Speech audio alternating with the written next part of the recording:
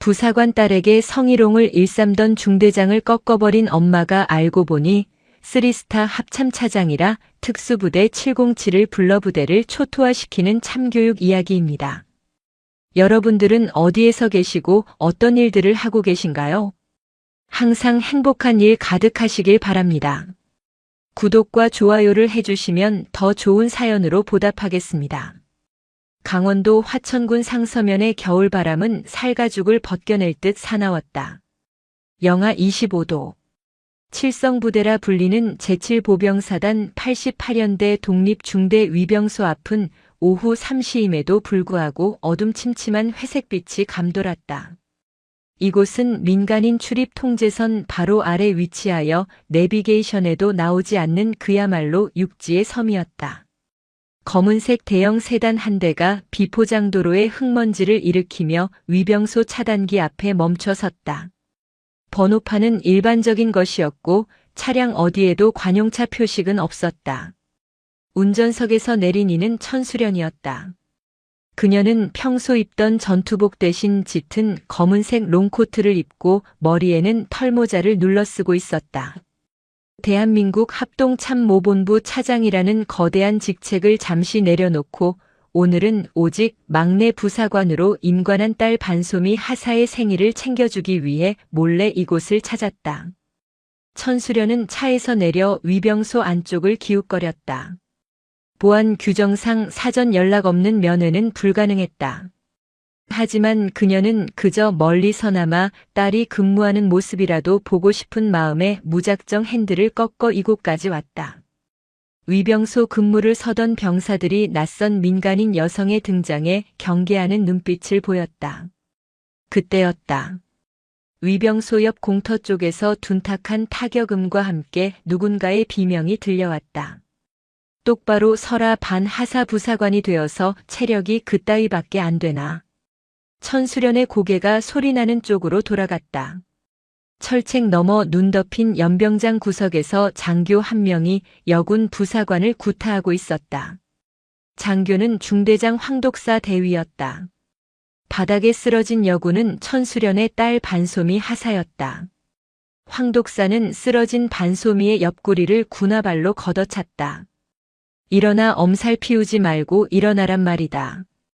반소미가 신음하며 몸을 웅크리자 황독사는 낄낄거리며 손에 들고 있던 지휘봉으로 반소미의 머리통을 툭툭 쳤다.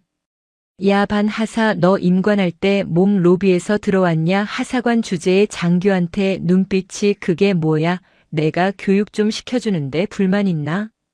천수련의 심장이 덜컥 내려앉았다. 그녀는 이성을 잃고 차단기 앞으로 달려갔다. 거기 멈추시오 당장 그만두시오. 위병소 안에서 왕기태 병장이 총을 들고 나와 천수련을 막아섰다. 그는 껌을 짝짝 씹으며 불량한 자세로 천수련을 아래 위로 훑어보았다. 아줌마 여긴 군부대요 등산로 아니니까 썩 꺼지시오. 내 딸이 저기서 맞고 있소 문 여시오. 천수련이 차단기를 손으로 잡고 흔들었다. 그 소란에 연병장에 있던 황독사가 고개를 돌렸다. 그는 반소미의 뒷덜미를 잡아 질질 끌고 위병소 쪽으로 걸어왔다. 반소미의 얼굴은 흑투성이었고 입술은 터져 피가 흐르고 있었다. 딸의 처참한 몰골을 본 천수련의 눈에서 불길이 일었다. 황독사는 철책을 사이에 두고 천수련을 삐딱하게 쳐다보았다. 뭐야 이 늙은 여자는 야 반하사 니 애미냐 꼬라지 보니까 집안 수준 알만하네. 천수련은 떨리는 손으로 철책을 움켜쥐었다. 당신이 중대장인가 부하를 저렇게 폭행하고도 무사할 것 같은가. 황독사는 코웃음을 쳤다. 그는 반소미의 머리채를 잡아 흔들며 천수련에게 보여주었다. 아줌마 잘 들어 당신 딸은 군인이 아니야. 그냥 군복 입은 텐프로지 내가 군기 좀 잡아서 사람 만들어주려고 하는데 고맙다고 절은 못할 망정 어디서 행패야. 황독사의 입에서 나온 말은 충격적이었다. 그리고 아줌마 몸매가 나이에 비해 제법인데 딸내미 교육을 침대 위에서 시켰나봐. 반하사 신음이 아주 기가 막히더라고. 맞을 때마다 앙앙거리는 게 아주 요물이야 요물. 옆에 있던 왕기태 병장과 다른 병사들이 킬킬거리며 웃음을 터뜨렸다. 명백한 성희롱이자 인격 모독이었다. 반소민은 수치심에 고개를 들지 못하고 흐느꼈다. 어머니 가세요. 제발 가세요. 저 괜찮아요. 괜찮긴 뭐가 괜찮아 이 바보야. 천수련의 목소리가 갈라졌다. 황 독사는 담배를 꺼내 물고 연기를 천수련의 얼굴 쪽으로 내뿜었다. 아줌마 주제 파악 좀 하고 사쇼 억울하면 경찰을 부르던가 여긴 내 구역이야. 밖에서 무슨 짓을 하고 살았는지 모르겠지만 여기서는 내가 법이고 내가 왕이야. 꼬우면 네 딸 데리고 꺼져. 대신 불명예 전역이나 각오하고 말이야. 황 독사는 반소미의 엉덩이를 발로 툭 차며 말했다. 야, 네 애미 데리고 꺼져. 재수없게. 실이 안 그러면 오늘 밤에 회식 때 너 내 옆에 앉혀서 술 따르게 할 줄 알아. 천수련은 깊은 숨을 들이마셨다. 차가운 화천의 공기가 폐부를 찔렀다. 분노가 차갑게 식으며 냉철한 이성이 돌아왔다. 그녀는 주머니에서 휴대전화를 꺼냈다. 경찰을 불러줘야. 아주 좋은 생각이야. 그런데 경찰보다 좀 더 무서운 놈들이 올 거다. 뭐야, 이 미친 여자가 어디 치매라도 걸렸나. 보이스피싱 하냐. 황 독사와 왕기태가 배를 잡고 웃었다. 천수련은 휴대전화의 보안 잠금을 해제하고 직통 한라인 버튼을 눌렀다. 신호가 가기도 전에 상대방이 전화를 받았다. 충성 합동참모본부 작전본부장 대장 최무력입니다. 말씀하십시오, 차장님. 천수련의 입에서 나온 목소리는 지옥의 사신보다 더 낮고 서늘했다. 나다. 지금 즉시 7사단 88연대 3대대 독립중대로 육군 특수전 사령부 707 특수임무단 타격대 투입해 헬기 띄워. 전화기 너머에서 당황한 기색이 느껴졌지만 즉각적인 복명이 들려왔다. 알겠습니다. 타격 목표는 무엇입니까? 천수련은 황 독사를 똑바로 노려보며 말했다. 타격 목표는 없다. 적의 지휘부를 무력화하고 내 눈앞에 있는 쓰레기들을 청소한다. 10분 준다. 10분 안에 도착하지 않으면 7사단장 옷벗을 각오하라고 전해. 전화를 끄는 천수련이 황 독사를 보며 싸늘하게 미소 지었다. 기대해도 좋아. 자네가 말한 그 법과 왕이 어떻게 무너지는지 보여주지. 황 독사는 천수련이 전화를 끈 차 잠시 멍하니 있다가 이내 폭소를 터뜨렸다. 특수부대 707야. 왕 병장 들었냐? 이 아줌마 드라마를 너무 많이 봤어. 여기가 무슨 영화 촬영장인 줄 아나 봐. 왕기태 병장도 낄낄거리며 맞장구를 쳤다. 그러게 말입니다. 중대장님 아주 가지가지합니다. 늙으면 곱게 미쳐야지 원. 황 독사는 위병소 문을 열고 나와 천수련에게 다가왔다. 그는 손을 뻗어 천수련의 멱살을 잡으려 했다. 이봐요. 아줌마 적당히 하고 차 빼. 확 밀어버리기 전에. 그 순간 천수련의 눈빛이 번뜩였다. 그녀는 황 독사가 뻗은 손목을 낚아채 반대 방향으로 비틀었다. 우지끈하는 끔찍한 소리와 함께 황 독사의 손목뼈가 어긋났다. 으악, 내 손. 황 독사가 비명을 지르며 무릎을 꿇었다. 천수련은 그대로 황 독사의 팔을 꺾어 바닥에 얼굴을 처박게 만들었다. 30년 군 생활 동안 단련된 실전 제압술이었다. 내 딸을 침대에서 교육했다고 했나. 내 놈 입에서 나온 그 더러운 말을 후회하게 만들어주지. 왕기태가 당황하여 총을 겨누려 했다. 야, 이 아줌마가 미쳤나. 손들어 움직이면 쏜다. 그때였다. 멀리 산 너머에서 천둥 소리 같은 굉음이 들려오기 시작했다. 두두두두두. 단순한 바람 소리가 아니었다. 화천의 골짜기를 뒤흔드는 거대한 진동이었다. 왕기태가 하늘을 올려다보았다. 그의 눈동자가 공포로 확장되었다. 검은색 수리온 기동 헬기 6대와 아파치 공격 헬기 2대가 편대를 이루어 중대 상공을 새카맣게 뒤덮고 있었다. 헬기의 하강풍에 위병소 앞에 흙먼지와 눈보라가 폭풍처럼 휘몰아쳤다.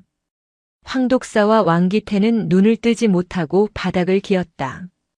헬기 확성기에서 찢어질 듯한 경고 방송이 울려 퍼졌다. 여기는 육군 특수전 사령부다. 현 시간부로 해당 부대는 작전 통제 구역으로 설정되었다. 전 병력은 즉시 무장을 해제하고 투항하라. 반복한다. 즉시 무장을 해제하라. 왕기태는 들고 있던 총을 떨어뜨리고 오줌을 지렸다. 황독사는 부러진 손목을 부여잡고 벌벌 떨었다. 이게 도대체 무슨 상황인지 이해가 되지 않았다. 선두 헬기에서 로프가 내려오고 검은색 대테러복을 입은 707 특수임무단 대원들이 쏟아져 내렸다. 그들은 착지하자마자 위병소를 포위하고 총구를 겨누었다. 이어 헬기 한 대가 위병소 앞 공터에 착륙했다. 먼지 구름 속에서 베레모를 쓴 장군 한 명이 뛰어내렸다.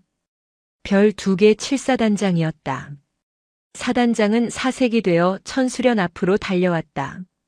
그는 눈길에 미끄러지듯 무릎을 꿇고 거수 경례를 올렸다.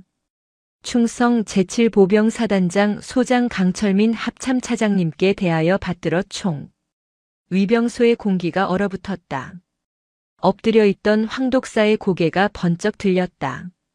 합참차장 대한민국 국군 서열 2위의 실세 중의 실세. 황독사의 얼굴에서 핏기가 완전히 사라졌다. 천수련은 쓰고 있던 털모자를 벗어 바닥에 던졌다. 그리고 입고 있던 코트를 벗었다. 그 안에는 화려한 약장과 함께 양쪽 어깨에 빛나는 3개의 별이 달린 정복이 입혀져 있었다. 중장의 위엄이 황독사를 짓눌렀다. 천수련은 사단장의 경례를 받지 않았다. 그녀는 뚜벅뚜벅 걸어 황독사 앞으로 다가갔다. 자네가 내 구역이라고 했나? 자네가 법이고 왕이라고 했나? 황독사는 이빨을 딱딱 부딪히며 아무 말도 하지 못했다. 말을 해라. 혓바닥이 뽑히지 않았다면 대답을 해. 천수련의 호통에 황독사는 바닥에 머리를 찌우며 읍소했다. 차장님 죽을 죄를 지었습니다. 따님인 줄 몰랐습니다. 제발 살려주십시오. 내 딸인 줄 몰랐으면 괜찮다는 거냐? 힘없는 하사관이면 그렇게 짓밟고 성희롱해도 된다는 거냐? 내 놈이 입은 그 군복이 부끄럽지도 않으냐? 천수련은 군화발로 황독사의 명찰을 밟아 으깨버렸다. 너는 군인이 아니다. 조폭 양아치만도 못한 쓰레기다. 내 너를 군법이 허용하는 가장 고통스러운 방법으로 파멸시켜주마. 그때 부대 안에서 누군가 헐레벌떡 뛰어나왔다. 대대장 마동탁 중령이었다.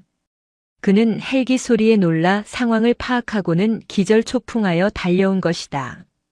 마동탁은 눈치를 살피더니 곧바로 황독사에게 달려들어 발길질을 해댔다. 야, 이 미친 새끼야. 내가 너 그럴 줄 알았다. 감히 차장님 따님을 건드려. 너 제정신이야.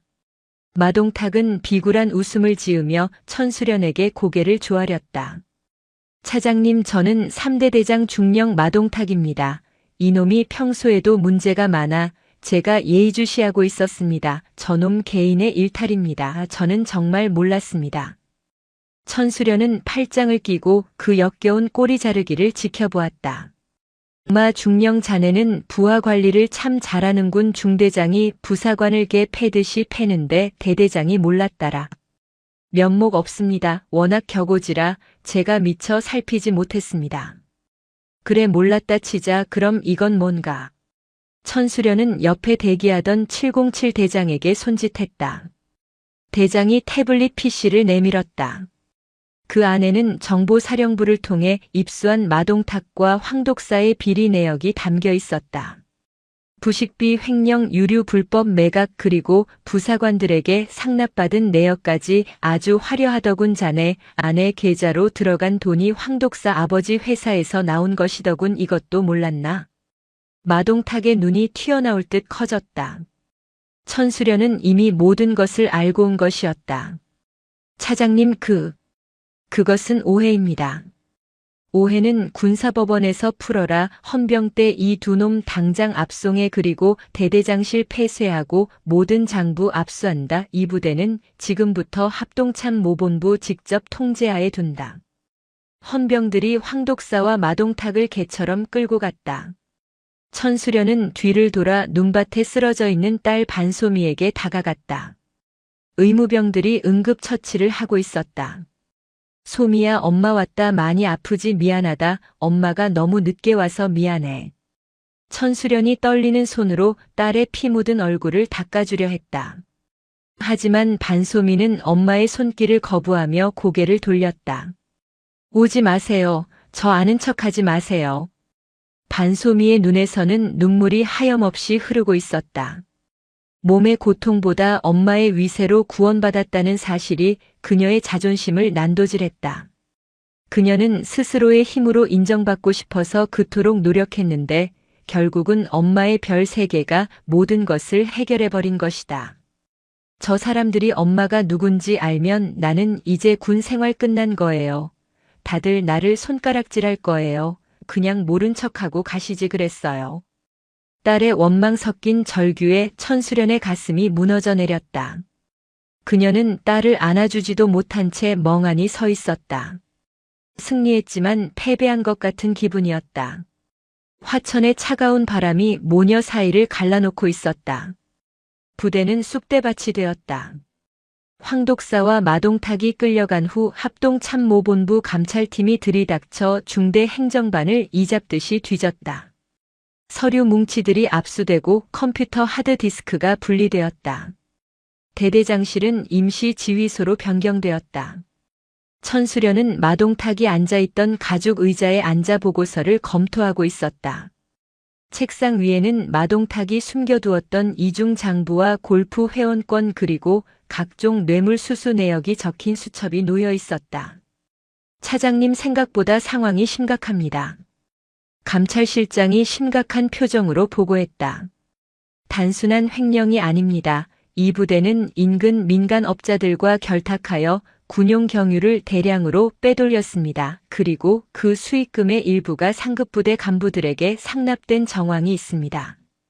천수련의 미간이 좁혀졌다. 7사단을 넘어 군단 사령부 안이 어쩌면 국방부 고위층까지 연결된 거대한 카르텔일 수도 있었다. 마동탁과 황독사는 그 거대한 먹이 사슬의 말단에 불과했다. 관련자 전원 색출해 지휘 고하를 막론하고 옷 벗길 각오로 파헤쳐. 알겠습니다. 그리고 황독사 대위의 개인 사물함에서 충격적인 물건이 발견되었습니다. 감찰실장은 조심스럽게 USB 하나를 내밀었다. 천수련이 노트북에 연결의 내용을 확인했다. 그 안에는 황독사가 부사관들과 병사들을 상대로 저지른 가혹 행위와 성추행 영상들이 폴더별로 정리되어 있었다. 자신의 범죄를 자랑이라도 하듯 기록해 놓은 것이었다. 영상 속에서 반소미는 술자리에서 강제로 노래를 부르고 황독사의 폭언을 견디고 있었다. 왕기태 병장이 옆에서 희희낙낙하며 반소미의 어깨를 감싸는 장면도 있었다. 천수련은 노트북 화면을 주먹으로 내리쳤다. 액정이 깨지며 화면이 꺼졌다. 이 짐승만도 못한 새끼들. 분노가 치밀어 올라 숨을 쉬기가 힘들었다. 내 딸이 이런 지옥에서 홀로 싸우고 있었구나. 내가 나라를 지킨답시고 밖으로 도는 동안 내 딸은 내부의 적에게 짓밟히고 있었구나. 그때 헌병대장이 들어와 보고했다. 차장님, 마동탁 중령이 조사를 거부하고 난동을 부리고 있습니다. 국방위원회 소속 국회의원에게 전화를 걸게 해달라고 요구하고 있습니다. 누구라고 하던가. 여당 실세인 오만석 의원이라고 합니다. 자신의 삼촌이라고 주장하고 있습니다. 오만석. 천수련도 잘 아는 이름이었다. 국방위 간사로 군 예산을 주무르는 거물급 정치인이었다. 마동탁이 믿는 구석이 바로 그자였던 것이다. 천수련은 자리에서 일어났다. 내가 직접 가지. 지하 취조실. 마동탁은 수갑을 찬 채 책상을 걷어차며 고래고래 소리를 지르고 있었다. 야, 니들이 감히 나를 건드려. 내가 누군지 알아. 나 오만석 조카야. 전화 한 통이면 니들 다 옷 벗게 만들 수 있어. 당장 전화기 가져와. 천수련이 취조실 안으로 들어갔다. 마동탁은 천수련을 보자 흠칫했지만 이내 뻔뻔한 표정으로 대들었다. 차장님, 이거 너무 하시는 거 아닙니까? 아무리 별 3개라고 해도 정치권 무서운 줄 아셔야죠. 오 의원님이 알면 가만히 안 계실 겁니다. 천수련은 의자를 끌어다 마동탁 앞에 앉았다. 그리고 아주 낮고 차분한 목소리로 말했다. 마 중령 자네가 뭔가 착각하고 있군. 군인은 정치를 두려워하는 존재가 아니다. 국민과 국가를 두려워해야지. 흥 웃기는 소리 하지 마십시오. 군대도 결국 줄이고 백 아닙니까가 차장님도 백 써서 여기까지 오신 거 아닙니까가 따님 일로 이렇게까지 판 키우시면 나중에 감당 못 하실 겁니다. 적당히 합시다. 우리 서로 좋은 게 좋은 거 아닙니까? 마동탁은 비릿한 미소를 지으며 협상을 시도했다. 제가 입 다물고 있는 대가로 이번 일은 황 독사 개인 일탈로 마무리하시죠. 대신 제가 모은 비자금 절반 드리겠습니다. 어차피 따님도 군 생활 계속해야 할 텐데 소문나서 좋을 거 없지 않습니까? 천수련은 마동탁의 뺨을 있는 힘껏 올려붙였다. 짝소리가 취조실을 울렸다. 마동탁의 고개가 획 돌아가고 입안에서 피가 터졌다. 내 딸을 입에 올리지 마라. 그 더러운 입으로 내 딸을 흥정의 도구로 삼지 마. 천수련은 마동탁의 멱살을 잡고 얼굴을 들이밀었다. 오만석 의원 그래 전화해봐. 지금 당장 연결해 줄 테니 해보라고. 천수련은 자신의 휴대전화를 꺼내 스피커폰으로 오만석 의원에게 전화를 걸었다. 신호음이 몇 번 울리고 오만석의 목소리가 들렸다. 천장군 무슨 일인가 이 늦은 시간에. 의원님 합참차장 천수련입니다. 다름이 아니라 7사단 마동탁 중령이 의원님 조카라며 구명 요청을 하고 있어서 확인차 전화드렸습니다. 마동탁의 얼굴에 화색이 돌았다. 이제 살았구나 싶었다. 마동탁 그 친구가 내 이름을 팔던가. 오만석의 목소리는 차가웠다.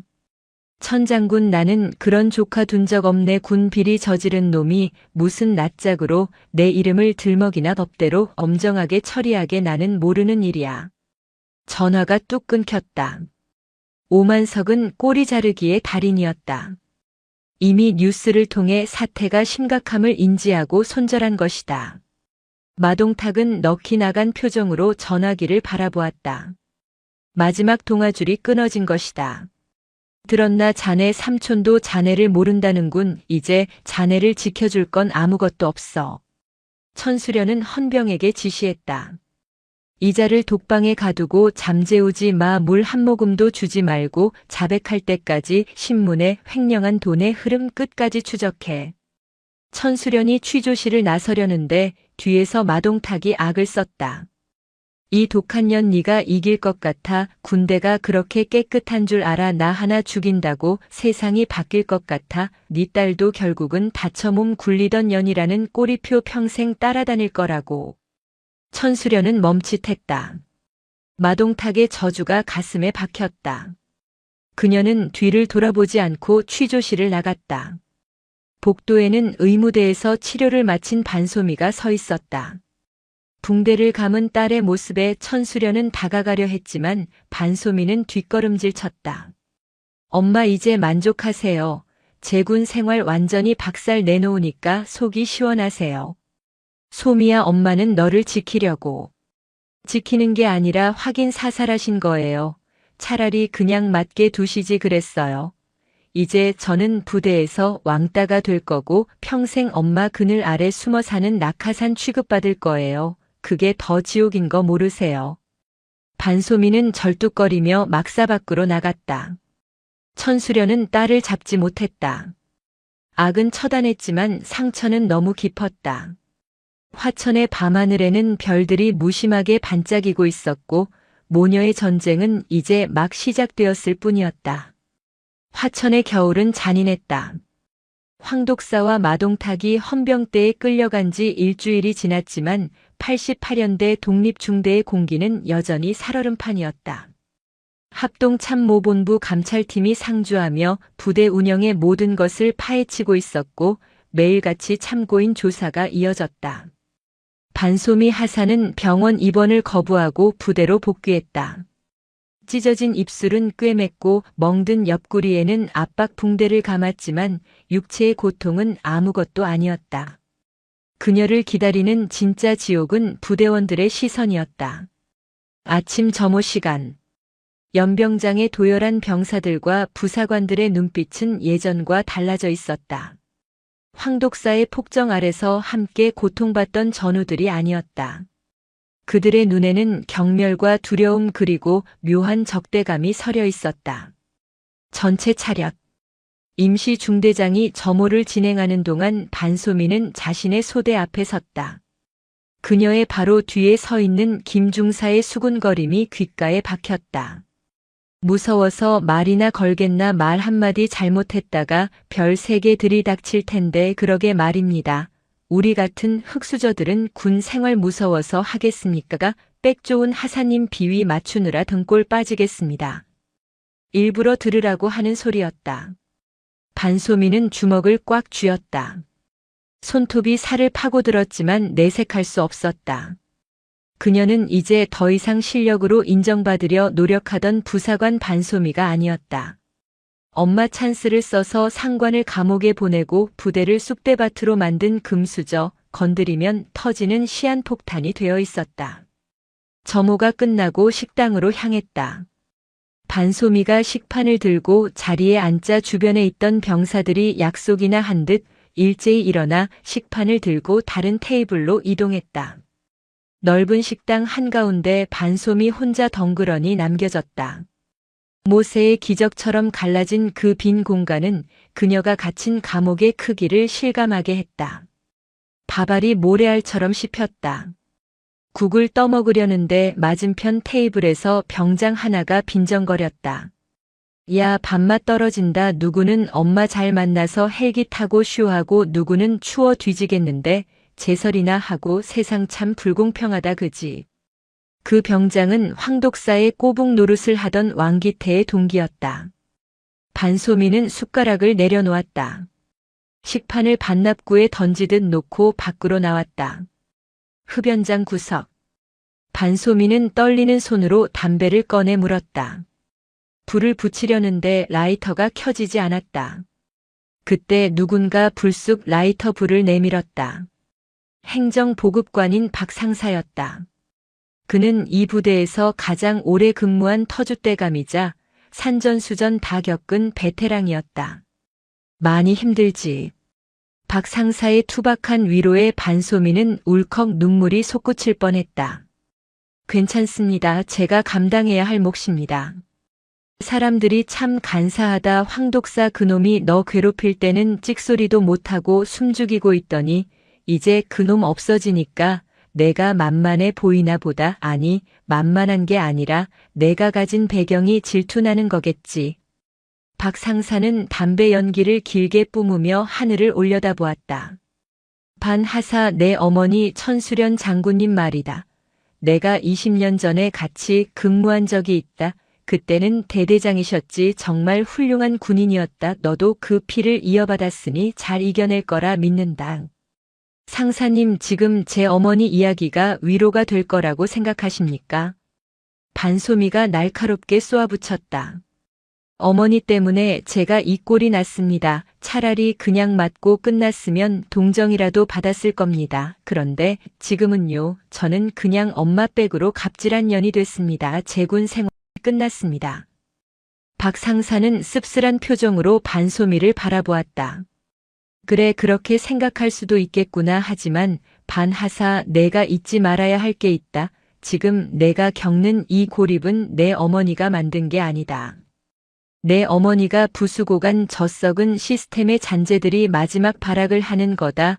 내가 여기서 무너지면 황독사 같은 놈들이 이겼다고 비웃을 거다. 박 상사는 반소미의 어깨를 툭 치고 돌아섰다. 반소미는 타들어가는 담배를 멍하니 바라보았다. 마지막 발악.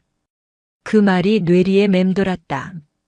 그날 밤 반소미는 행정반 자신의 자리로 돌아와 책상 서랍을 열었다. 서랍 안에는 찢어진 종이 조각들과 죽은 쥐 시체가 들어있었다. 누군가 몰래 넣어둔 테러였다. 쪽지에는 붉은 매직으로 기생충이라고 적혀 있었다. 반소민은 비명을 지르지 않았다. 대신 쥐 시체를 휴지통에 담담히 버리고 쪽지를 주머니에 넣었다. 그녀의 눈빛이 차갑게 가라앉았다. 울어서 해결될 일이 아니었다. 도망쳐서 해결될 일도 아니었다. 그녀는 이 보이지 않는 감옥을 스스로 깨부수기로 결심했다. 서울 여의도 국회의사당 의원회관 606호. 국방위원회 간사 오만석 의원은 고급 소파에 깊숙이 몸을 파묻고 있었다. 그의 앞에는 조간신문과 태블릿 PC가 놓여 있었다. 의원님, 여론조작팀 세팅 끝났습니다. 지금 바로 터뜨릴까요? 비서관이 조심스럽게 물었다. 오만석은 시가를 입에 물고 비릿한 미소를 지었다. 며칠 전 천수련 중장의 전화 한 통으로 조카 마동탁을 손절해야 했던 치욕이 뼈에 사무쳤다. 마동탁이 불던 안 불던 자신의 정치 생명에 흠집을 낸 천수련을 그냥 둘 수는 없었다. 게다가 천수련이 파헤치는 군납 비리가 자신의 자금줄과 연결되어 있다는 사실이 드러나면 끝장이었다. 공격이 최선의 방어였다. 시작해 타이틀은 자극적으로 뽑아 별들의 갑질 엄마 찬스 이런 키워드 꼭 넣고. 알겠습니다. 7사단 내부 제보자 인터뷰도 확보했습니다. 물론 대역을 썼지만 음성 변조하면 모를 겁니다. 내용은 반소미 하사가 평소에 근무 태만이었고 장교들을 무시했다는 식입니다. 좋아, 아주 좋아. 군대 안 간 20대 남자들 분노를 자극해 그 여자 별을 떼버려야 내가 산다. 다음 날 아침 대한민국이 발칵 뒤집혔다. 모든 포털 사이트의 메인 뉴스가 천수련과 반소미의 이야기로 도배되었다. 단독 합참차장 딸 구타 사건의 진실은? 헬기 동원한 과잉 진압 논란 충격 내부 증언 반하사 평소 엄마 믿고 하극상 132 사설 사적 복수에 동원된 특수부대 안보 공백은 누가 책임지나? 팩트는 중요하지 않았다. 대중은 삼성 장군과 헬기 그리고 엄마 찬스라는 키워드에 광분했다. 마동탁과 황독사의 비리는 쏙 빠지고 천수련의 월권 행위만이 부각되었다. 댓글창은 차마 입에 담을 수 없는 악플로 넘쳐났다. 군대가 니네 집 안방이냐? 딸내미 귀하면 집에 데려다 키우지 왜 세금 낭비에 반하사 얼굴 신상 털어라. 저런 애들이 군 기강 다 망친다. 합동참모본부 차장실. 천수련은 TV 뉴스를 보며 리모컨을 집어 던졌다. 브라운관이 박살나며 파편이 튀었다. 이 비열한 놈들 감히 여론을 조작해. 그때 국방부 장관의 호출 전화가 울렸다. 천수련이 장관실에 들어서자 장관은 난처한 표정으로 신문을 내밀었다. 천 장군 상황이 안 좋네. 청와대 민정수석실에서도 우려를 표했어. 야당에서는 천 장군 해임 건의안 제출한다고 난리고. 장관님, 이건 명백한 공작입니다. 7사단 비리는 실제합니다. 상납 리스트 증거도 확보했습니다. 수사를 계속해야 합니다. 마동탁 그놈이 오만석 의원과 연결된 정황이. 그만해. 장관이 책상을 내리쳤다. 증거. 여론이 증거야. 지금 국민들이 자네를 마녀 사냥하고 있어. 선거가 코앞인데 여당 지지율 떨어지면 자네가 책임질 건가? 당분간 직무 정지하고 자숙하게, 그리고 따님 반소미 하사 전역시키게. 그게 군을 위하는 길이야. 천수련은 입술을 깨물었다. 평생을 군에 바쳤다. 남편도 없이 홀로 딸을 키우며 최전방을 돌았다. 그런데 돌아오는 것이 고작 이런 모함이라니. 하지만 지금 물러서면 딸은 영원히 문제아로 낙인 찍힌다. 명령 거부하겠습니다. 저는 정당한 지휘권을 행사했습니다. 제 딸의 명예가 아니라 대한민국 군인의 명예를 걸고 싸우겠습니다. 천수련은 경례도 하지 않고 장관실을 나왔다. 복도를 걷는데 휴대전화가 울렸다. 딸이었다. 천수련은 심호흡을 하고 전화를 받았다. 소미야, 뉴스 보지 마라. 다 거짓말이다. 전화기 너머에서 딸의 목소리는 의외로 차분했다. 엄마, 나야. 지금 인터넷 보고 있어. 사람들이 나보고 죽으래. 엄마 때문에 내가 괴물됐대. 소미야, 엄마가 해결할게. 조금만 기다려. 아니, 엄마는 빠져. 제발 더 이상 나서지 마. 엄마가 나설수록 나는 더 비참해져. 이제부터는 내 방식대로 할 거야. 끊어. 전화가 끊겼다. 천수련은 복도 한복판에 멈춰 섰다. 무력감이 파도처럼 밀려왔다. 별 3개가 아무 소용 없었다. 정치라는 거대한 괴물 앞에서는 그녀 또한 힘없는 엄마일 뿐이었다. 7사단 독립중대 유류고 뒤편. 밤 11시가 넘은 시각 반소미 하사는 손전등 하나의 의지에 눈 쌓인 산길을 오르고 있었다. 그녀는 더 이상 울지 않았다. 인터넷의 악플도 부대원들의 따돌림도 이제는 상관없었다. 오직 진실을 밝혀내겠다는 도끼만이 그녀를 움직이게 했다. 반소미는 기억을 더듬었다. 예전에 황독사에게 맞으면서 얼핏 들었던 이야기. 그리고 왕기태 병장이 술에 취해 떠들었던 말들. 대대장님이 쓰는 비밀 창고가 있어. 거기 가면 진짜 재밌는 거 많은데. 감찰팀은 행정반 서류와 컴퓨터만 뒤졌다. 하지만 마동탁과 황독사 같은 뱀들은 진짜 증거를 서류에 남기지 않는다. 그들은 현장에 숨긴다. 반소미가 향한 곳은 지도에도 없는 폐쇄된 구형 벙커였다. 6.25 전쟁 때 쓰던 곳으로 지금은 입구가 봉쇄되어 접근이 금지된 구역이었다. 눈이 허벅지까지 쌓여 걷기조차 힘들었지만 반소미는 포복하듯 산을 기어 올랐다. 벙커 입구에 도착하자 녹슨 철문이 보였다. 자물쇠가 채워져 있었지만 최근에 누군가 드나든 흔적이 있었다. 자물쇠 주변의 기름때가 그것을 증명했다. 반소미는 챙겨온 절단기로 자물쇠를 끊어냈다. 쇠가 툭 하고 끊어지는 소리가 적막한 산속에 울렸다. 철문을 열고 안으로 들어갔다. 퀴퀴한 곰팡이 냄새와 함께 기름 냄새가 훅 끼쳐왔다. 손전등을 비추자 그 안에는 놀라운 광경이 펼쳐져 있었다. 수백 개의 말통이 쌓여 있었다. 군용 경유와 휘발유였다. 그리고 그 옆에는 민간 상표가 붙은 박스들이 가득했다. 양주, 담배, 그리고 골프채 세트들. 마동탁이 빼돌린 군수품 창고이자 뇌물 창고였다. 이거였어. 반소미는 떨리는 손으로 박스 하나를 열었다. 그 안에는 서류 뭉치가 들어있었다. 마동탁이 직접 수기로 작성한 이중 장부였다. 날짜, 금액, 그리고 상납 대상자의 이름까지 적나라하게 적혀 있었다. 12월 5일 오만석 의원실 보좌관 전달 현금 5천 12월 10일 군단 군수참모 골프 접대. 이것은 스모킹 건이었다. 전산 조작으로 지울 수 없는 완벽한 실물 증거. 그때 벙커 밖에서 인기척이 들렸다. 누구야, 거기 누구 있어? 순찰을 돌던 당직 사관의 목소리였다. 아니, 당직 사관이 아니라 마동탁의 잔당들이 심어놓은 감시병일 수도 있었다. 반소미는 황급히 장부를 품에 안고 벙커 깊숙한 곳으로 몸을 숨겼다. 군화 발소리가 점점 가까워졌다. 손전등 불빛이 벙커 내부를 훑었다. 반소미는 숨을 죽였다. 심장 소리가 너무 커서 들킬 것만 같았다.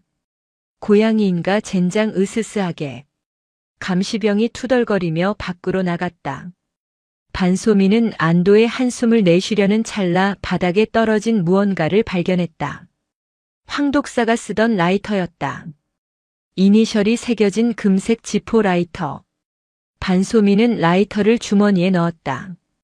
그리고 장부를 방수팩에 담아 전투복 안쪽에 단단히 고정했다. 이걸 가지고 내려가야 해야지만 위병소는 이미 막혔어. 내 물건을 다 검사할 거야. 방법은 하나뿐이었다. 부대 뒷산을 넘어 민통선 철책을 따라 이동한 뒤 인근 민가로 내려가야 했다. 영하 30도의 혹한의 야간 산악 행군은 자살행위나 다름없었다. 하지만 반소미는 주저하지 않았다. 두고 봐라. 내가 엄마 빽이 아니라 내 실력으로 니들 목줄을 끊어줄 테니까. 반소미는 벙커를 빠져나와 어둠 속으로 몸을 던졌다. 화천의 칼바람이 그녀의 뺨을 때렸지만 그녀의 눈동자는 횃불처럼 타오르고 있었다. 나약했던 엄마의 딸은 죽었다. 이제 복수의 화신이 된 군인 반소미만이 설원을 달리고 있었다. 화천의 밤은 칠흑 같았다. 민간인 출입 통제선 이북의 산악지대는 인간의 접근을 거부하는 야수의 영역이었다. 영하 30도의 살인적인 추위.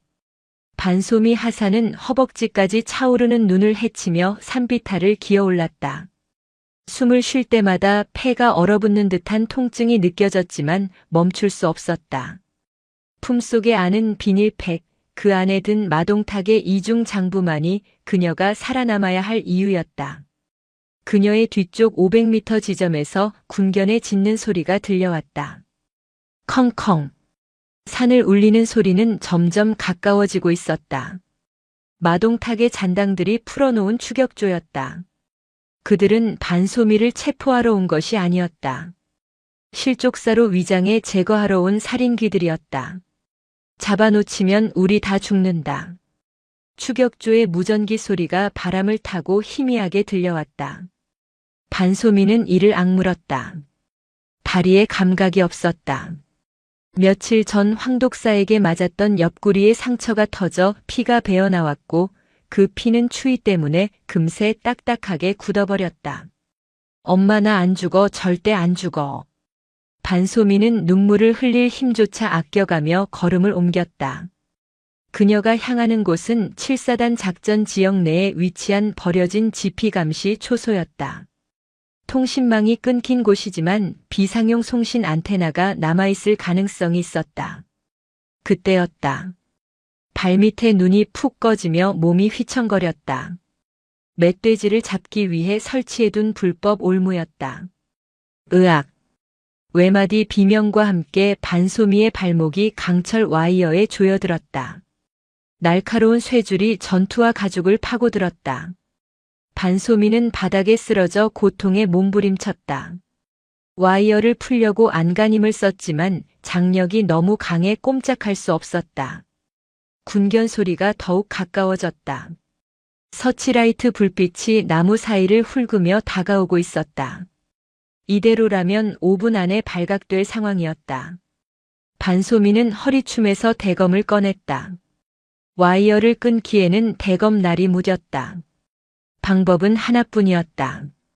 그녀는 주변에 널려있는 굵은 나뭇가지를 찾아 지렛대 원리를 이용해 와이어를 벌렸다.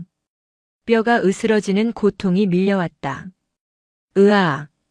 입에 장갑을 물고 비명을 삼키며 힘을 주었다.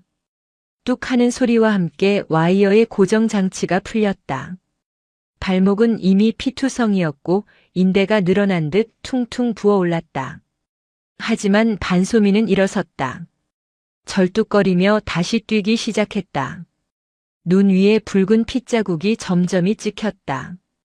추격조의 선두가 올무가 있던 자리에 도착했다.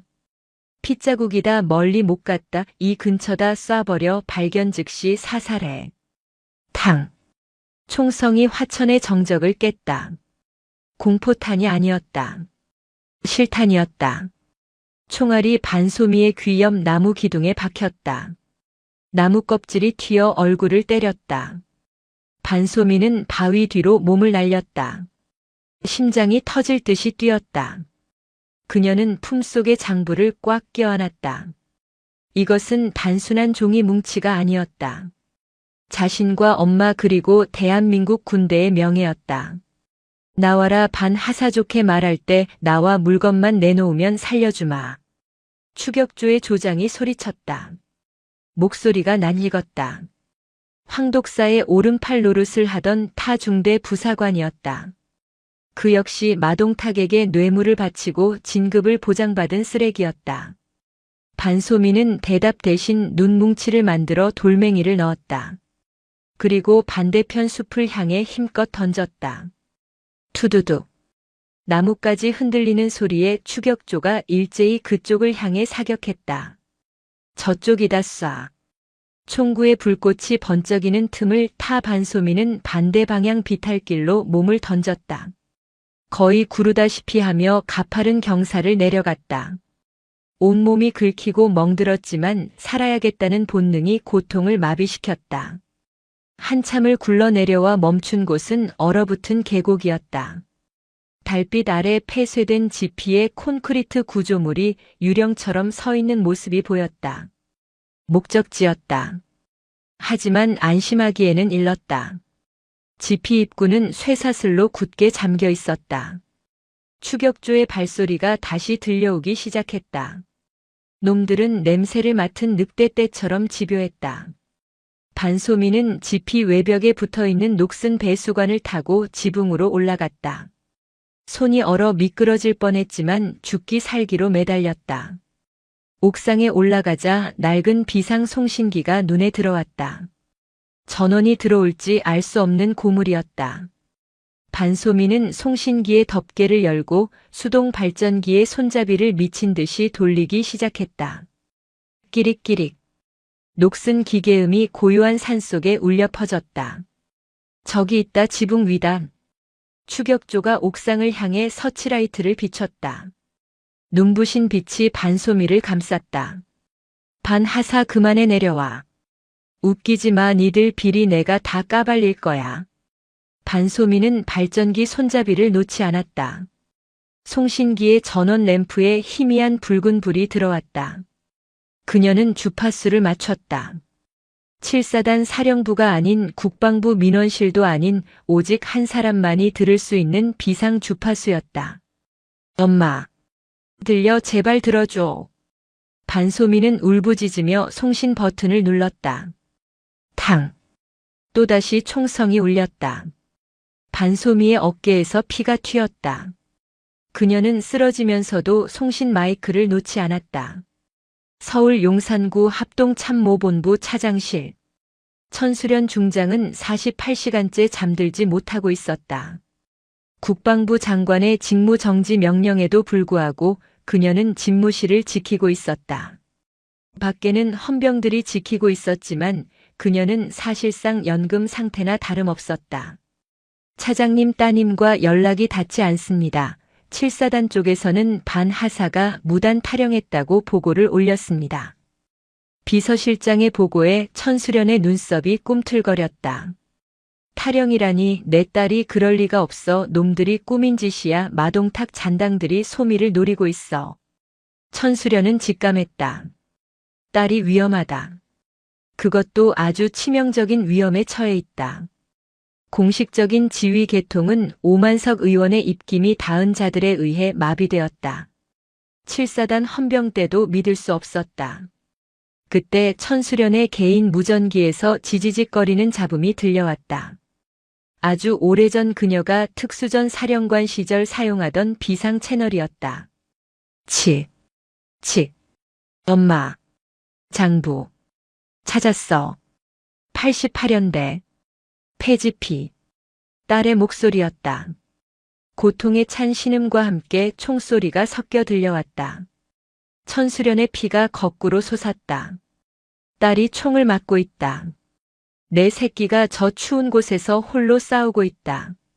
천수련은 자리에서 벌떡 일어났다. 그녀는 벽에 걸려있던 자신의 군복 상의를 입었다. 3개의 별이 서늘하게 빛났다. 비서실장 지금 즉시 내 개인 수행팀 호출해. 그리고 국군정보사령부 특수공작대 팀장에게 연락해. 지금 당장 헬기 띄운다. 차장님 안 됩니다. 지금 움직이시면 항명입니다. 군법 회부되실 수 있습니다. 비서실장이 앞을 막아섰다. 천수련은 비서실장의 어깨를 잡았다.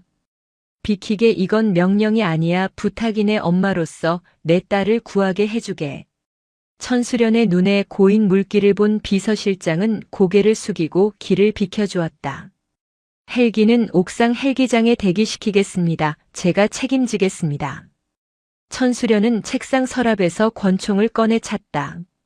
30년 군 생활 동안 단 한 번도 사적인 용도로 총을 든 적이 없었다. 하지만 오늘 밤 그녀는 군인이기 이전에 어미가 되기로 결심했다. 헬기장으로 가는 길 국방부 헌병들이 천수련을 막아섰다. 오만석 의원의 사주를 받은 자들이었다. 차장님 멈추십시오. 대기 명령이 내려져 있습니다. 천수련은 눈 하나 깜짝하지 않고 헌병대장에게 다가갔다. 비켜라, 내 딸이 죽어가고 있다. 막는 놈은 적군으로 간주하고 쏴버리겠다. 천수련이 권총을 뽑아들고 허공을 향해 공포탄을 발사했다. 탕! 헌병들이 주춤하며 길을 열었다. 그녀의 기세는 살기를 넘어선 광기였다. 누구도 감히 미친 호랑이라 불리던 천수련을 막을 수 없었다. 헬기에 오른 천수련은 조종사에게 소리쳤다. 화천으로 간다. 최고 속도로 날아. 헬기가 굉음을 내며 밤하늘로 솟아올랐다. 천수련은 무전기를 꽉 쥐었다. 소미야, 조금만 버텨라. 엄마가 간다. 엄마가 다 죽여버릴 테니까 제발 살아만 있어라. 한편 화천의 폐지피. 반소미는 어깨에 총상을 입은 채 옥상 난간에 기대어 있었다. 추격조 5명이 옥상으로 올라왔다. 그들은 반소미를 둘러싸고 킬킬거렸다. 독한 년, 결국 여기서 끝이네. 물건 내놔. 그러면 고통 없이 보내주마. 조장이 대검을 꺼내들며 다가왔다. 반소미는 피 묻은 입술로 웃었다. 니들 그거 아냐? 우리 엄마 별명이 미친 호랑이인 거. 뭐 인연이 실성했나? 호랑이는 무슨 고양이 새끼지. 그 순간 하늘에서 거대한 폭풍이 몰아쳤다. 헬기였다. 천수련이 탄 헬기가 서치라이트를 끄고 야간 투시 장비만을 이용해 소리 없이 접근한 것이다. 두두두두두. 갑작스러운 헬기 소음에 추격조가 당황하여 하늘을 올려다보았다. 헬기 문이 열리고 로프도 없이 누군가가 뛰어내렸다. 검은색 전투복을 입은 정보사령부 특수공작대원들이었다. 그들은 착지하자마자 소음기가 장착된 소총으로 추격조의 다리를 정확하게 저격했다. 퍽퍽퍽. 비명도 지르지 못하고 추격조가 쓰러졌다. 그리고 마지막으로 헬기에서 한 여자가 뛰어내렸다. 권총을 든 천수련이었다. 그녀는 50대의 나이가 무색하게 완벽한 낙법으로 착지한 뒤 조장에게 달려들었다. 천수련은 조장의 턱을 군화발로 걷어차고 총구를 그의 이마에 겨누었다. 내 딸 건드리면 죽인다고 했지. 천수련의 눈은 이미 인간의 것이 아니었다. 조장은 공포에 질려 오줌을 지렸다. 소미야. 천수련이 딸에게 달려가 끌어안았다. 반소미의 몸은 얼음장처럼 차가웠다. 엄마. 진짜 왔네. 나 안 늦었지. 나 잘했지. 반소미가 품속에서 피에 젖은 장부를 꺼내 엄마의 손에 쥐어주었다. 천수련은 오열하며 딸을 안았다. 그래, 잘했다. 내 딸 최고다. 이제 다 끝났다. 엄마가 다 알아서 할게. 천수련은 무전기에 대고 고함쳤다. 의무 헬기 불러. 당장 내 딸 살려내. 못 살리면 국군병원 폭파해버린다. 그날 밤 화천의 산속에는 어미 호랑이의 포효가 메아리 쳤다. 그것은 반격의 서막이었다. 반소미는 국군 수도병원으로 긴급 후송되었다. 다행히 총알이 급소를 비껴갔고 동상은 심각했지만 절단할 정도는 아니었다. 천수련은 수술실 앞을 지키지 못했다. 딸이 목숨 걸고 가져온 증거를 세상에 터뜨려야 했기 때문이다. 이튿날 아침 서울. 천수련은 국방부 브리핑룸이 아닌 광화문 광장으로 향했다. 그녀는 군복이 아닌 정복을 입고 있었다. 가슴에는 훈장들이 주렁주렁 달려 있었지만 그녀에게 가장 빛나는 훈장은 딸이 남긴 핏자국 묻은 장부였다. 광화문에는 이미 수많은 기자와 시민들이 모여 있었다. 천수련이 예고 없이 기자회견을 자청했기 때문이다. 오만석 의원과 국방부 장관은 헌병대를 보내 천수련을 막으려 했지만 예비역 단체와 시민들이 인간띠를 만들어 그들을 저지했다. 단상에 오른 천수련은 준비해온 원고를 찢어버렸다. 그리고 마이크 앞에 섰다. 저는 오늘 합동참모본부 차장이 아닌 한 아이의 어머니로서 그리고 대한민국 군인으로서 이 자리에 섰습니다. 그녀의 목소리는 떨리지 않았다. 제 딸 반소미 하사는 7사단 군납 비리를 밝혀내기 위해 목숨을 걸었습니다. 그리고 그 과정에서 상관들에게 총격을 당하고 죽음의 문턱까지 갔습니다. 좌중이 술렁거렸다. 총격이라니. 대한민국 군대에서 비리 은폐를 위해 아군에게 총을 쐈다는 사실은 충격 그 자체였다. 천수련은 장부를 들어보였다. 이것이 증거입니다. 마동탁 중령과 오만석 국회의원이 결탁하여 장병들의 피를 빤 기록입니다. 군용 유류 횡령 불량 식자재 납품 그리고 진급 비리까지 모든 것이 여기 담겨 있습니다. 카메라 플래시가 소나기처럼 터졌다. 이 시간부로 저는 모든 계급장을 내려놓습니다. 하지만 이 사건의 진실이 밝혀지고 관련자 전원이 처벌받을 때까지 저는 싸움을 멈추지 않을 것입니다. 국민 여러분 도와주십시오. 썩어빠진 군대를 도려낼 수 있도록 힘을 보태주십시오. 천수련의 호소는 생중계로 전국에 퍼져나갔다. 여론은 순식간에 뒤집혔다. 엄마 찬스라고 비난하던 사람들은 반소미 하사의 피 묻은 군복 사진이 공개되자 침묵했고 곧 분노했다. 이게 나라냐. 내부 고발자한테 총질을 해 오만석 구속해라. 당장 수사해라. 청와대 국민청원 게시판은 마비되었고 검찰청 앞에는 수사를 촉구하는 촛불 집회가 열렸다. 오만석 의원은 해외로 도피하려다 공항에서 시민들에게 붙잡혀 계란 세례를 맞고 긴급 체포되었다. 마동탁과 황독사 그리고 추격조 전원은 군사재판이 아닌 민간 검찰로 이송되어 강도 높은 수사를 받게 되었다. 일주일 뒤 국군 수도병원 중환자실. 반소미가 눈을 떴다. 창밖으로 따스한 햇살이 들어오고 있었다. 침대 옆에는 천수련이 엎드려 쪽잠을 자고 있었다. 천하의 천장군이 머리는 헝클어지고 눈가는 짓물러 있었다. 엄마. 작은 부름에 천수련이 벌떡 일어났다. 소미야 정신이 드니 나 알아보겠어. 천수련이 딸의 손을 잡고 눈물을 쏟았다. 반소미는 힘겹게 미소를 지었다. 엄마 나 뉴스 봤어. 엄마 진짜 멋있더라. 병실 TV에서는 오만석 의원이 포승줄에 묶여 끌려가는 장면이 나오고 있었다. 다 내 덕분이다. 내가 해낸 거야. 엄마는 그냥 내가 차려준 밥상에 숟가락만 얹은 거야. 아니야. 엄마가 와줘서 살았어. 고마워 엄마. 반소미가 엄마의 손을 끌어당겨 자신의 볼에 비볐다. 그동안 쌓여왔던 오해와 원망의 벽이 허물어지는 순간이었다. 나 이제 군대 그만둘까봐. 반소미의 말에 천수련이 놀란 눈으로 쳐다보았다. 그래 그러렴 엄마는 내가 행복한 게 제일 중요해. 아니 그게 아니라. 나 이제 엄마 백 말고. 진짜 내 힘으로 다시 시작하고 싶어서. 부사관 말고 장교로 다시 갈까? 나 공부 좀 해야겠어. 천수련은 멍하니 있다가 웃음을 터뜨렸다. 독한 기집애 누굴 닮아서 이렇게 지독하니? 그래 내 마음대로 해라. 엄마가 이번엔 진짜 아무것도 안 도와줄 테니까 어디 한번 맨땅에 헤딩해봐라. 모녀는 서로를 바라보며 웃었다. 그 웃음 속에는 전쟁 같은 지난날의 상처를 씻어내는 치유의 힘이 담겨 있었다. 창밖의 겨울나무 가지 끝에는 어느새 작은 새싹이 돋아나고 있었다. 화천의 얼어붙은 땅에도 봄은 오고 있었다. 그리고 그 봄은 별들이 내려준 것이 아니라 가장 낮은 곳에서 피 흘리며 싸운 작은 하사가 불러온 것이었다.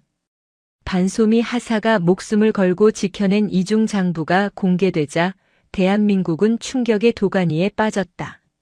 하지만 거악의 뿌리는 생각보다 깊고 질겼다. 구속된 오만석 의원은 구치소 안에서도 자신의 비선 라인을 총동원해 반격을 준비하고 있었다. 그는 자신이 가진 정치 생명을 걸고 이 판을 뒤집으려 했다. 서울 구치소 접견실. 수의를 입은 오만석은 변호인단에게 고함을 치고 있었다. 증거 능력을 무력화해 그 장부는 훔친 물건이야 절차상 위법하게 수집된 증거는 법적 효력이 없다는 걸로 밀어붙여. 그리고 언론 플레이 다시 시작해 반소미 그 계집애가 평소에 정신적으로 불안정했다는 진단서 어떻게든 만들어내. 오만석의 지시는 비열하고 치밀했다. 다음 날부터 보수 언론을 중심으로 교묘한 기사들이 쏟아져 나오기 시작했다. 단독 합참차장의 딸 과거 우울증 치료 전력 있나, 논란 위법하게 수집된 증거물, 법적 효력 논쟁 점화 의혹 7사단 기밀 유출, 반하사의 단독 범행인가. 여론은 다시 출렁거렸다. 사람들은 자극적인 헤드라인에 쉽게 현혹되었다. 천수련 중장이 헬기를 동원해 작전 구역을 이탈했다는 사실은 군법 위반이라는 명목으로 그녀를 옥죄어왔다. 국방부 검찰단은 천수련을 직권 남용 및 근무지 무단 이탈 혐의로 소환 조사하겠다고 통보했다. 합동참모본부 차장실. 천수련은 담담하게 정복을 챙겨 입었다. 그녀의 어깨에 달린 3개의 별이 오늘따라 더욱 무겁게 느껴졌다. 그녀는 자신이 감옥에 갈 수도 있음을 직감했다. 하지만 후회는 없었다. 천수련이 검찰단으로 출석하던 날 국방부 앞은 아수라장이었다. 오만석 의원을 지지하는 관변 단체들이 몰려와 천수련을 향해 계란과 물병을 던졌다. 정치 군인 천수련은 물러가라, 안보를 위협하는 모녀를 구속하라. 날아온 계란이 천수련의 정복에 터져 노란 물이 흘러내렸다. 수행원들이 막으려 했지만 천수련은 손을 들어 제지했다. 그녀는 더러워진 군복을 닦지 않고 꼿꼿한 자세로 시위대를 응시했다. 그 서슬 퍼런 눈빛에 고함을 지르던 시위대조차 순간 입을 다물었다. 나는 내 딸을 구하기 위해 군법을 어겼다. 그 죗값은 달게 받겠다. 하지만 내 딸이 밝혀낸 진실까지 더럽히지는 마라. 너희들이 돌을 던져야 할 곳은 내가 아니라 병사들의 고열을 빤저 도둑놈들이다. 천수련의 사자후는 뉴스 생중계를 타고 전국에 울려 퍼졌다. 한편 병상에 누워있던 반소미는 휴대전화로 그 장면을 보고 있었다. 엄마가 계란을 맞으면서도 당당하게 서 있는 모습. 반소미는 주먹을 꽉 쥐었다. 엄마 혼자 싸우게 둘 수는 없었다. 간호장교님, 휠체어 좀 부탁합니다. 안 됩니다. 하사님, 아직 절대 안정 취하셔야 합니다. 수술 부위 터집니다. 터지면 다시 꿰매면 됩니다. 저 지금 나가야 합니다. 제 엄마가 저기서 혼자 싸우고 있습니다. 반소미의 고집을 꺾을 수 있는 사람은 아무도 없었다. 그녀는 링거 바늘을 뽑아 던지고 휠체어에 몸을 실었다. 오만석과 마동탁이 법망을 빠져나가려고 발버둥 치는 꼴을 더 이상 보고만 있을 수 없었다. 그녀에게는 아직 공개하지 않은 마지막 카드가 있었다. 황독사의 라이터 안에 들어있던 마이크로 SD카드. 그 안에는 오만석이 직접 마동탁에게 살인을 교사하는 육성이 담겨 있었다. 반소미는 휠체어를 타고 병원 로비로 내려왔다. 수많은 취재진이 병원 앞에 진을 치고 있었다. 그녀는 마스크를 벗어 던지고 맨 얼굴을 드러냈다. 상처투성이인 얼굴, 하지만 눈빛만은 살아있는 군인의 얼굴이었다. 오만석 의원과 마동탁 중령이 찾던 것이 바로 이겁니다. 반소미가 SD카드를 들어보이자 카메라 플래시가 폭죽처럼 터졌다. 진흙탕 싸움의 판도가 다시 한번 뒤집히는 순간이었다. 한 달 후 용산 국방부 고등군사법원 대법정. 대한민국 건국 이래 최대의 군납 비리 및 살인 교사 사건에 대한 선고 공판이 열렸다. 법정 안은 발 디딜 틈 없이 꽉 찼고 법정 밖에는 수만 명의 시민들이 대형 스크린을 통해 재판을 지켜보고 있었다. 피고인석에는 오만석, 마동탁, 황독사 그리고 그들의 하수인들이 줄지어 앉아 있었다. 오만석은 끝까지 혐의를 부인하며 거만한 태도를 보였다. 이건 정치 보복입니다. 조작된 증거입니다. 나는 모르는 일입니다. 그의 뻔뻔함에 방청석에 앉아있던 피해 장병 가족들이 울분을 토했다. 증인석 문이 열리고 휠체어를 탄 반소미 하사가 들어왔다. 그녀는 정복을 입고 있었다. 가슴에는 훈장 대신 명찰만이 달려 있었다. 재판장이 반소미에게 물었다. 증인은 피고인들의 범죄 사실을 입증할 수 있습니까? 반소미는 마이크를 잡았다. 목소리는 차분했지만 힘이 있었다. 저는 7사단 88연대라는 지옥에서 살아 돌아왔습니다. 저들은 병사들의 식판에 담길 고기를 팔아 자신의 배를 채웠고 난방비를 횡령해 병사들을 추위에 떨게 했습니다. 그리고 그것을 은폐하기 위해 저를 죽이려 했습니다. 여기 제 몸에 남은 총상과 흉터가 그 증거입니다. 반소미는 상의 단추를 풀고 어깨에 총상 흉터를 드러냈다. 법정 안이 술렁거렸다. 이어 결정적인 육성 파일이 재생되었다. 엄마 중령 그 계집애가 눈치챈 것 같으면 조용히 처리해 산에서 실족사로 위장하면 그만이야 뒤탈없게 해. 오만석의 목소리가 법정에 울려 퍼지자 오만석의 얼굴이 하얗게 질렸다. 변호인단은 고개를 떨구었다. 빼도 박도 못하는 살인 교사의 증거였다.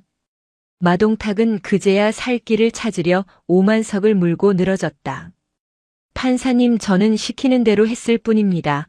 오 의원이 시켰습니다. 저 사람이 주범입니다. 이 더러운 자식 내가 다 해먹어 놓고 나한테 뒤집어 씌워. 오만석과 마동탁이 서로 멱살을 잡고 추태를 부렸다. 교도관들이 그들을 뜯어 말렸다. 추악한 권력의 민낯이 만천하에 드러났다. 재판장은 판결문을 낭독했다. 피고인들은 국가 안보를 담보로 사리사욕을 채우고 신성한 국방의 의무를 수행하는 장병들의 생명을 위협했다. 이는 국가에 대한 반역 행위와 다름없다. 판결은 단호하고 가혹했다. 피고인 오만석 징역 30년, 피고인 마동탁 징역 25년, 피고인 황두식 황독사 징역 20년, 그 외 가담자 전원 실형 선고 및 범죄 수익 전액 몰수. 방청석에서 환호성과 박수가 터져나왔다. 오만석은 재판장을 향해 욕설을 퍼붓다가 끌려나갔고 마동탁은 다리가 풀려 주저앉았다. 재판이 끝나고 또 하나의 재판이 열렸다. 바로 천수련 중장의 징계위원회였다. 천수련은 제복을 입고 징계위원들 앞에 섰다. 천수련 중장은 무단으로 병력을 이동시키고 위수지역을 이탈했다. 이는 명백한 군법 위반이다. 이에 대해 할 말이 있는가? 천수련은 고개를 들었다. 없습니다. 저는 군인으로서 명령을 어겼습니다. 그에 합당한 처벌을 내리십시오. 징계위원장은 잠시 침묵하다가 입을 열었다.